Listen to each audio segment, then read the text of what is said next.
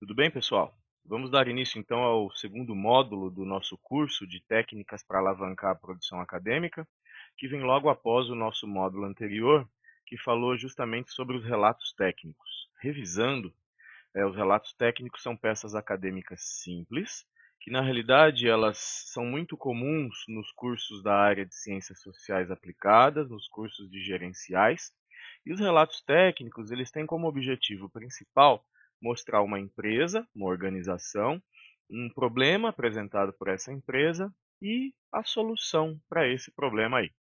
Então vale a pena dar sempre uma revisada no nosso módulo de relato técnico quando a nossa intenção é produzir um trabalho voltado para a resolução de um problema gerencial. Hoje a gente vai falar de uma coisa completamente diferente. Nós vamos falar dos estudos de caso, tá? O relato de caso, se vocês preferirem, mas voltados principalmente para o pessoal da área da saúde, ok? Então vamos lá. Falando inicialmente então do nosso estudo de caso ou relato de caso, o rótulo não tem muita diferença nesse momento. O estudo de caso, assim como o relato técnico do módulo anterior, é um trabalho acadêmico consideravelmente simples se a gente for comparar, por exemplo, com os estudos observacionais ou com os estudos experimentais. O estudo de caso, embora seja mais comum na área da saúde, também pode ser utilizado na área de ciências sociais aplicadas, mas num contexto completamente diferente, ok? Nós vamos abordar principalmente os estudos de caso na área da saúde. E o que o estudo de caso é? No que o estudo de caso se baseia? Ele se baseia principalmente na descrição de uma situação nova ou de uma situação rara. Apareceu uma doença nova, precisamos descrever os casos dos pacientes. Apareceu mais um caso de uma doença rara, a gente precisa descrever esse caso para ajudar a comunidade médica no sentido de entender melhor como é que essa doença se comporta nos pacientes, por exemplo, e a partir de então começar a trabalhar melhor com os indivíduos afetados. Não faz nenhum sentido você fazer um trabalho sobre casos de tuberculose. Tuberculose não é nova, tuberculose não é rara. Não faz nenhum sentido você descrever um paciente com cálculo renal, a não ser que ele tenha uma variação anatômica muito diferente. Agora, se, por exemplo, você que é da área da saúde, se depara com um paciente com hiperoxalúria primária tipo 3, doença raríssima, poucos casos no mundo, é tua obrigação como profissional escrever esse paciente e publicar um estudo de caso. E esses estudos de caso também podem ser feitos lá pelo aluno de graduação, pelo aluno lá da especialização, ou mesmo por você, professor, que está sendo cobrado aumentar a tua produtividade e precisa publicar com rapidez, quantidade e, se possível, também com qualidade. Quais são as seções principais de um estudo de caso? Lembrando que o título da sessão, tá, o rótulo da sessão, pode variar de revista para revista. Isso aqui não é engessado, tá bom? Então, isso aqui são as principais seções que vão aparecer no estudo de caso, mas isso não é engessado, pode mudar de revista para revista. Assim como qualquer trabalho ou estudo de caso tem um título, vai apresentar um resumo, tem uma introdução, tem um objetivo, apresenta uma seção de método, relata-se o caso justamente numa seção que se chama relato de caso, sempre tem uma conclusão e, é claro, assim também como qualquer trabalho, apresenta as referências. A gente vai ver a partir de agora que o que deve estar contido em cada uma dessas seções é diferente do que deveria estar contido nas seções do relato técnico, ok?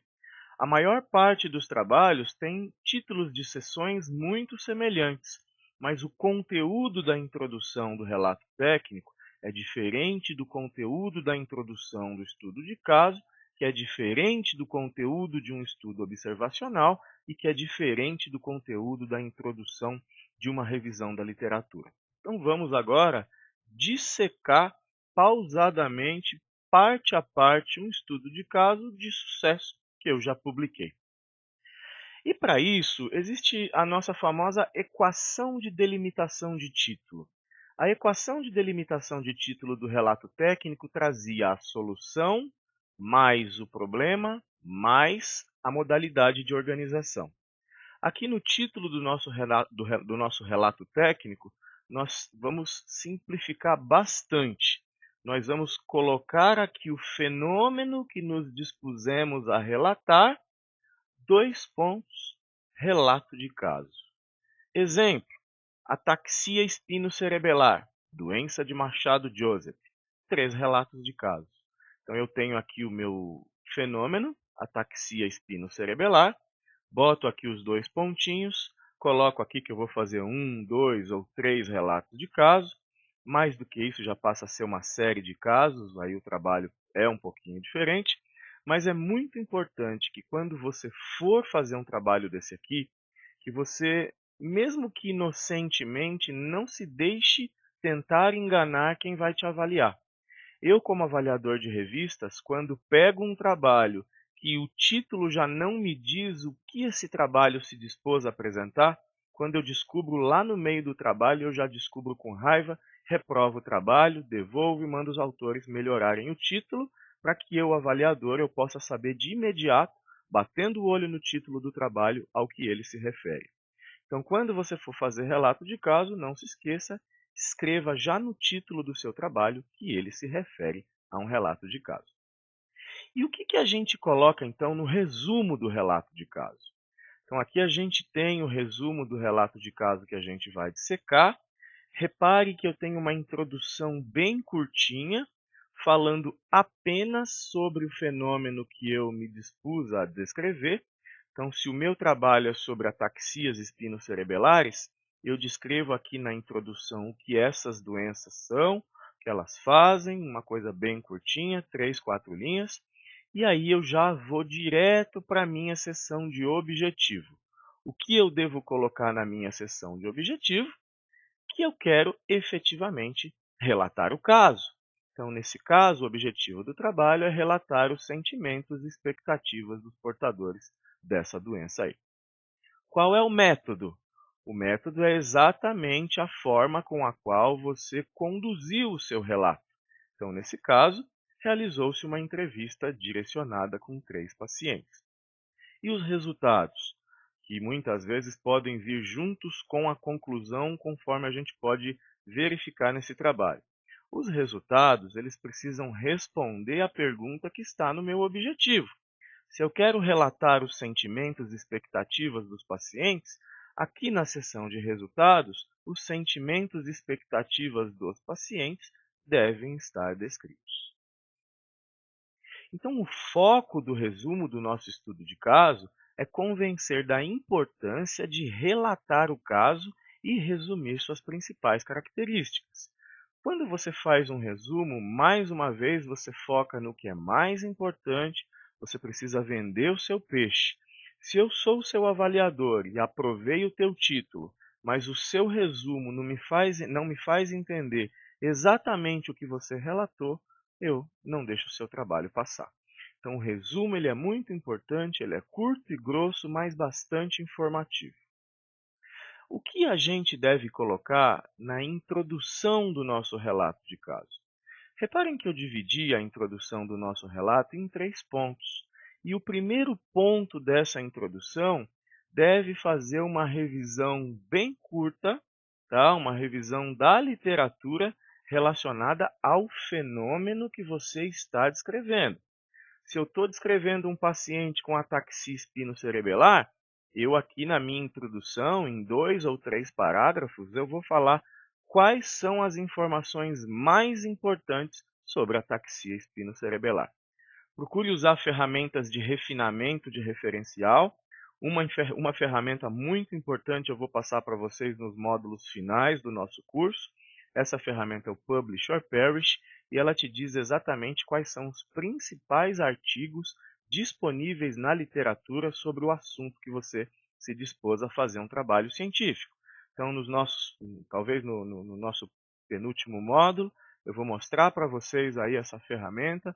Isso vai ajudar muito na seleção de quais trabalhos você deverá jogar na introdução aqui do seu relato. Você lembra da introdução lá do que a gente fez anteriormente, nossa, fugiu agora. A revisão que a gente fez do relato técnico? A introdução do relato técnico descreve a empresa, descreve o problema e descreve a solução. Não tem nada a ver com a introdução de um relato de caso. A introdução de um relato de caso vai descrever, primeiramente, o fenômeno que você se dispôs a relatar, depois a gente vai descrever os antecedentes do caso. Existem antecedentes? Já foram publicados relatos de casos com pacientes em condições semelhantes? No nosso caso, nesse trabalho, a gente descreve os antecedentes dos próprios pacientes. A gente descreve aqui, de certa forma, o histórico desses pacientes antes que a gente começasse a descrevê-los nesse trabalho. E, por fim, o que sempre tem de estar contido numa introdução? Eu preciso convencer de que a realização do meu trabalho é importante.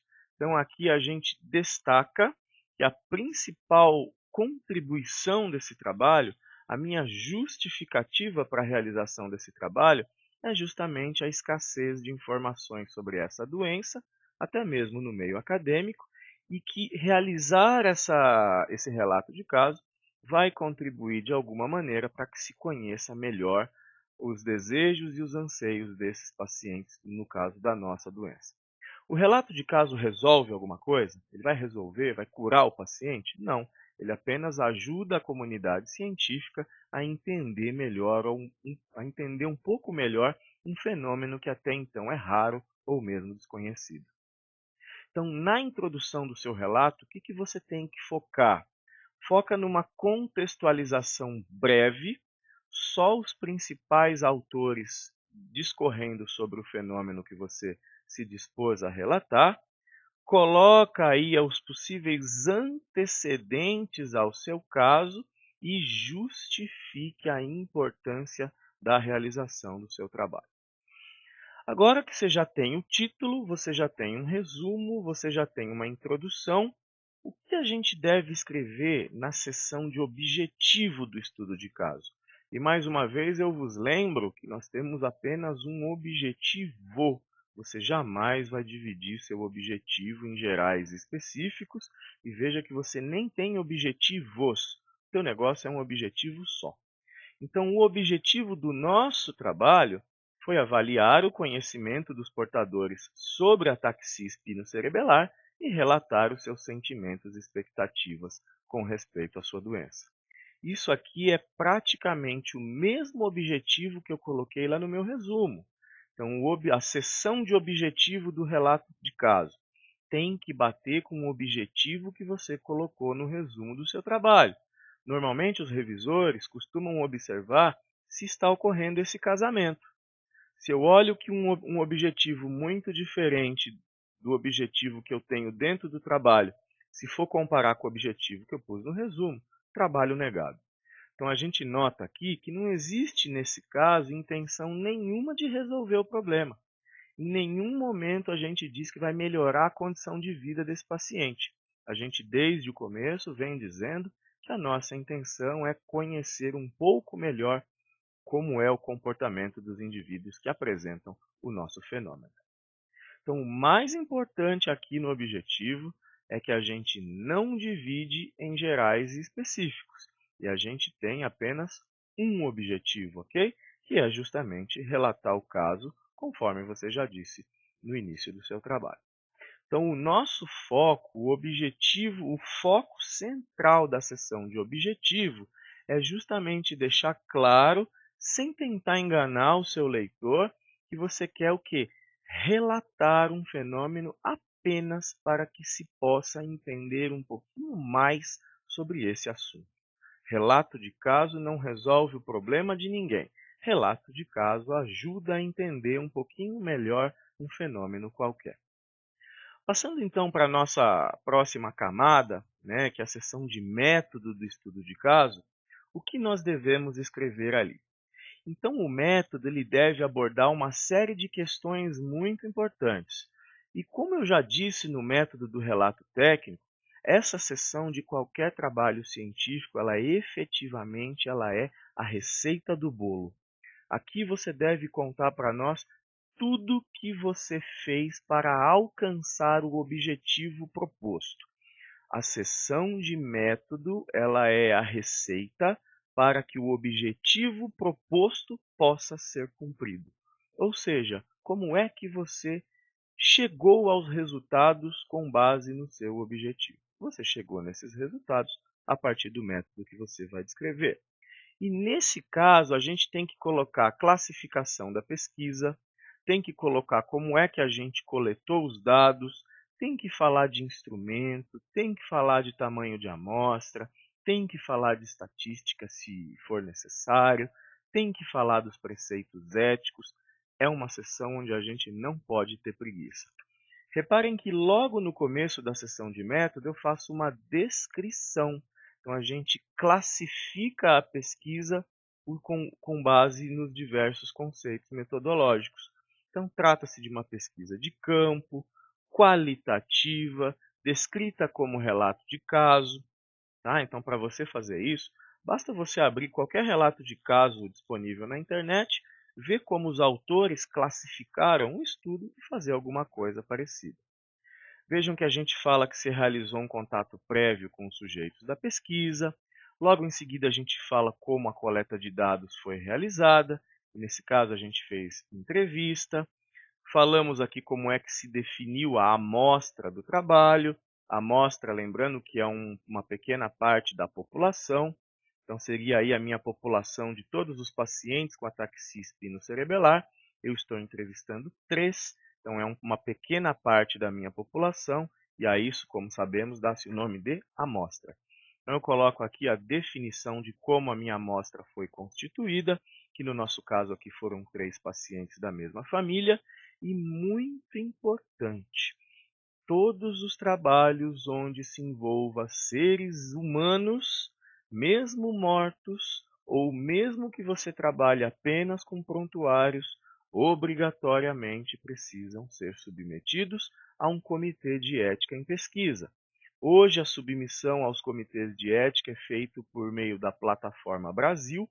A Plataforma Brasil é um site mantido pelo Ministério da Saúde, no qual você faz a inclusão do seu projeto.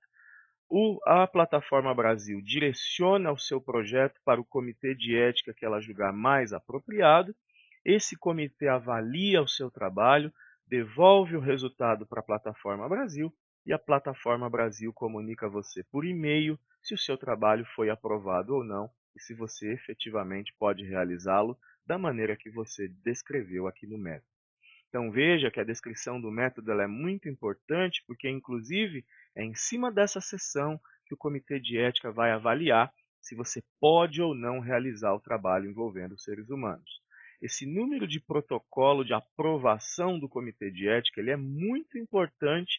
Hoje mesmo as revistas mais simplesinhas, elas exigem um número de aprovação do comitê de ética quando você realiza um trabalho envolvendo os seres humanos, mesmo mortos, e mesmo que você não os aborde diretamente. Se você for fazer um trabalho com um arquivo de prontuários de 1880, você precisa registrar esse trabalho num comitê de ética, mesmo que seja para esse comitê de ética dizer para você que você pode fazer o trabalho que nem precisava ter registrado.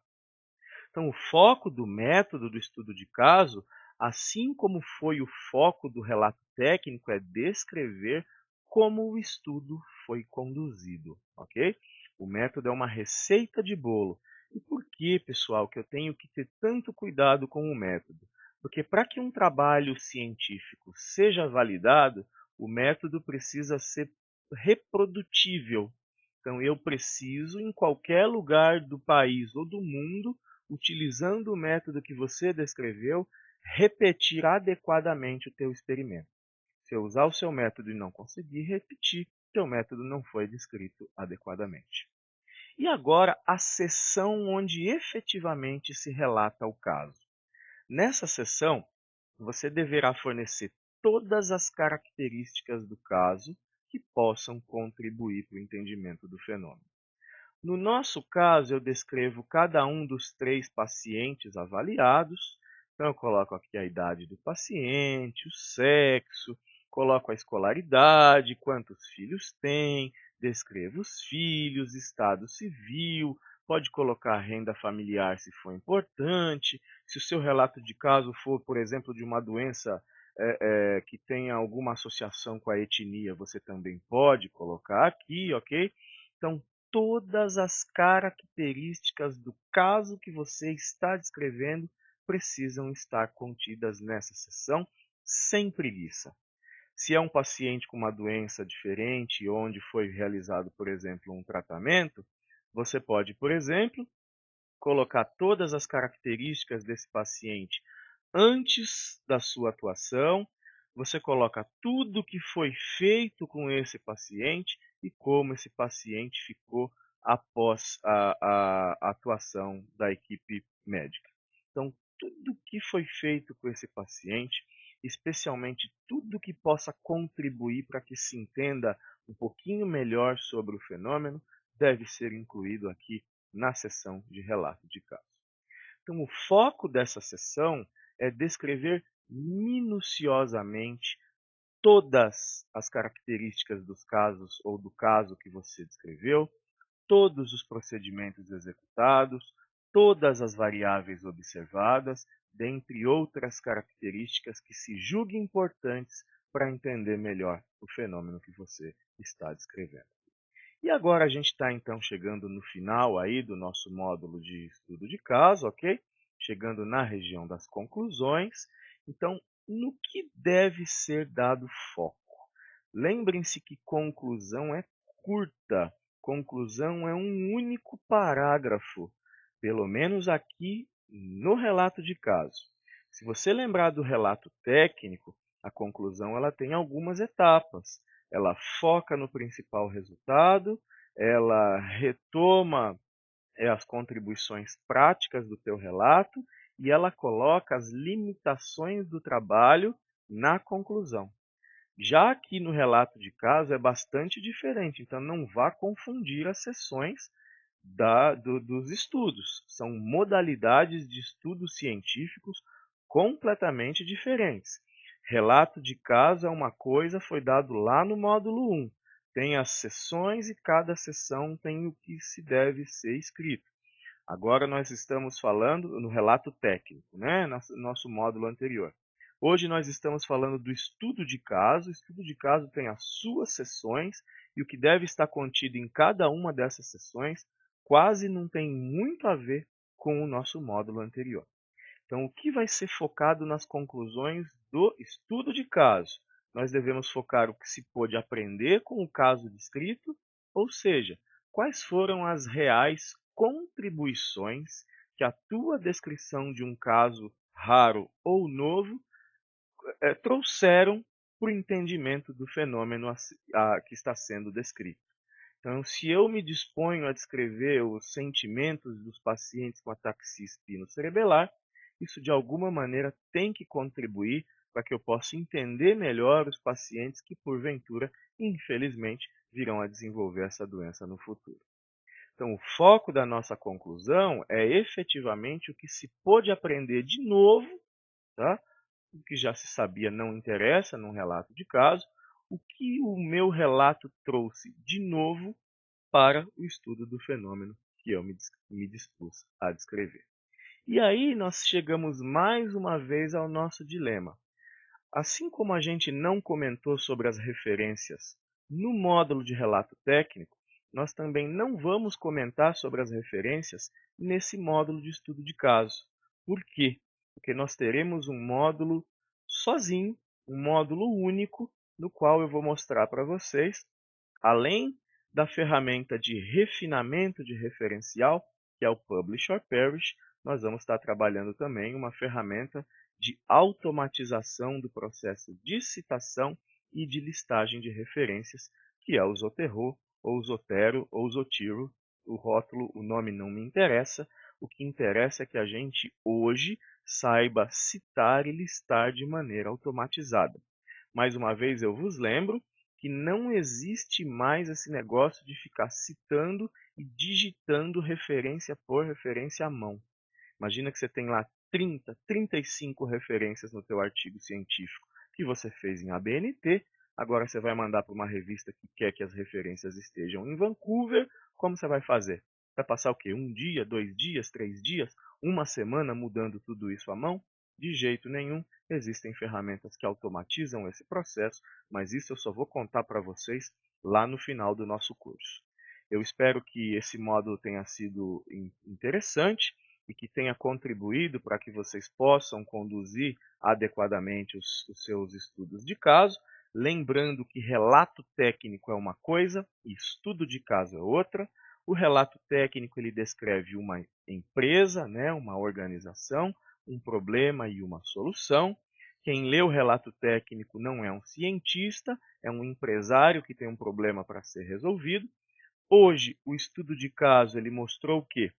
Que a gente utiliza esse tipo de modalidade de trabalho científico para tentar contribuir de certa forma com o conhecimento de determinado fenômeno natural.